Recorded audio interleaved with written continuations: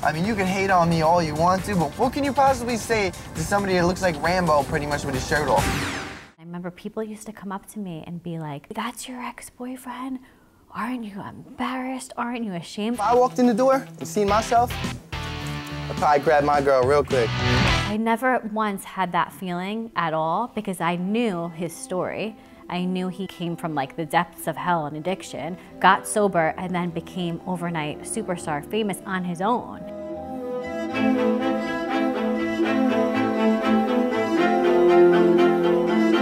I enrolled in the local college here. And we were in math class together. We just immediately hit it off. Like, he was very charismatic and charming like he is now. Just immediately were like a couple.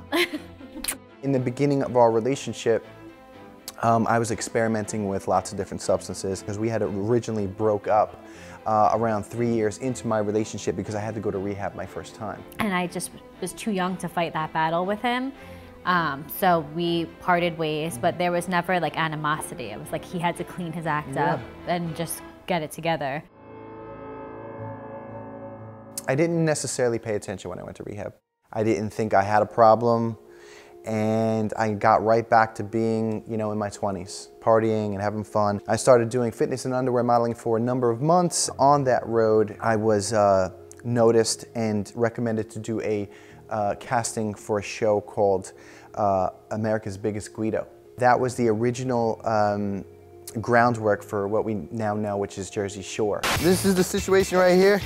My abs are so ripped up, we call it the situation. The day he got home, he called me. I think I was trying to make her a little jealous. He's like, "Oh my God, I just filmed this show. It's gonna be so big and so amazing, but you're really not gonna like what I did." The show became a monster success. We got thrust upon superstardom, and one of the first things that I thought to myself was, now I can really party. No one really knew that I was suffering from the disease of addiction. I was trying to hide it. When I was discovered by Jersey Shore, it was just already just asking to document me already what I was already doing. So I definitely don't point the blame at Jersey Shore. I just point the blame at sort of myself. When I would watch him on the show, I could always recognize when he was using and when he wasn't.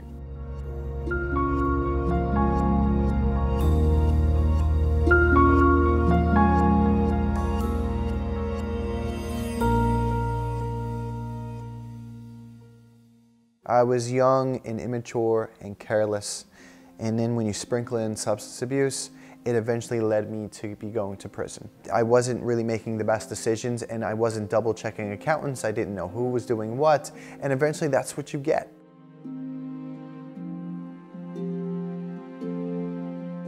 I moved back home, and it's very weird because he never left New Jersey, but I had never run into him. And we're in the same county, never once. And then we ran into each other at a gym. When I saw him at the gym, I knew he wasn't fully doing well. And I was like, I have a choice, and I could either like entertain us being together in the future and working on this going forward, but I know I've done it before with him. Like, I know this is gonna be a lifelong commitment and challenge to fight this battle with him together. And we got back together immediately. It was like no time had lost.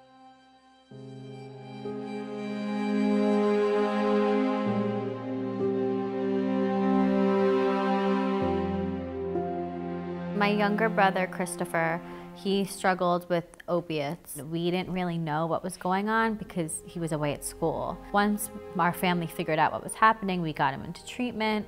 He went to rehab a few times. He was 25 years old. He passed of an overdose, and he was living in a sober house. So it was really terrible. He was just so young.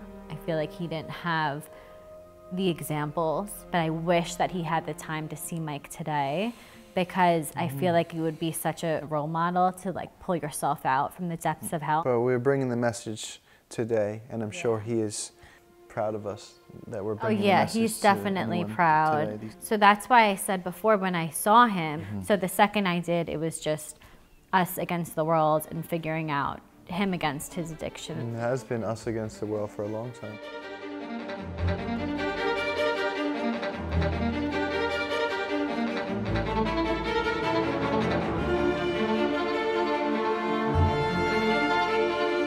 I just am so grateful that he's gotten sober and given me the platform to share the story of my brother and his memory to help people.